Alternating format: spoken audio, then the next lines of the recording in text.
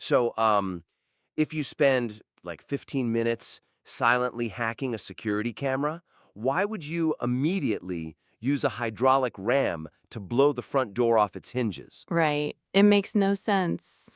In this critique, we're looking at a gritty thriller excerpt, a protagonist pulling a violent heist to steal a corporate ledger and clear his framed brother's name. Let's look closely at the section discussing the initial laundromat breach. Yeah, let's jump in. So the sudden shift from a silent digital camera hack to a deafening hydraulic door breach creates a jarring tactical transition that, well, it misses a deeper thematic opportunity. It really is a massive contrast. Exactly. I mean, the narrative moves from this meticulous, stealthy 15-minute camera loop straight into an explosive, chaotic door breach without acknowledging the inherent tactical contradiction of these two methods. Yeah, it feels like, I don't know, meticulously picking a delicate padlock with a hairpin, only to immediately drive a bulldozer through the front gate. That's a perfect way to put it. So, how do we fix this without sacrificing the explosive action sequence? Because we still want that punch. For sure. You actually want to lean into that clash.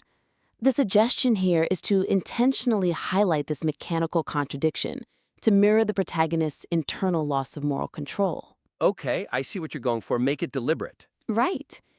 You could insert a brief internal realization for the protagonist right as the door blows. Like a split-second thought. Yeah, he could internally note the bitter irony of needing a perfectly quiet digital scalpel just to hide a brutally messy sledgehammer. Oh, wow. Digital scalpel to messy sledgehammer. That's a great image. It really works, right? This simple internal beat perfectly foreshadows how his noble, calculated quest for justice immediately devolves into a desperate bloodbath. It grounds the physical action directly in his psychological state. Exactly. And because he trades that precision for a sledgehammer, his adrenaline spikes. Building on that point, what if we looked at it from the perspective of the Zippo lighter left under the seat? Yeah, that's our next big issue.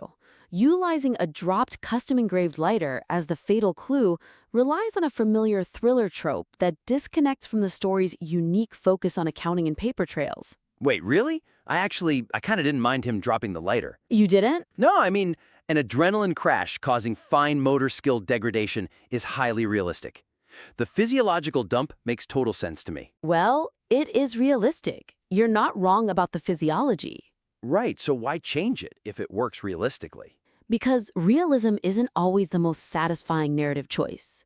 While an adrenaline crash causing fine motor skill degradation is highly realistic, dropping a lighter etched with exact initials feels like a highly convenient plot device, rather than an organic, thematic downfall. Ah, okay, I get you. It's the object itself, not the fact that he dropped something. Precisely. The suggestion is to replace the lighter with a piece of evidence that directly ties back to the overarching motif of ledgers, receipts, and documentation. So match his downfall to the paper trail theme. Yes.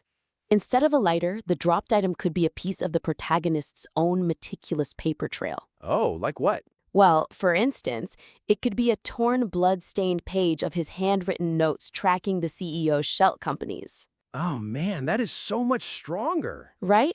Or even a folded, worn court receipt from his brother's sentencing. This ensures his undoing is poetically tied to his obsession with balancing the books. That's incredibly cohesive. So, just to summarize our actionable suggestions, highlight the contradiction between the stealthy hack and the explosive breach to emphasize the protagonist's descent into chaos. Yep, absolutely. And second, replace the dropped lighter with a thematic paper trail clue. Exactly. We'd love to see how you implement these changes, so please submit your work back in for another critique. Definitely. Because if you're going to trade your precise digital scalpel for a messy sledgehammer, you have to be prepared to pay the final balance it leaves behind.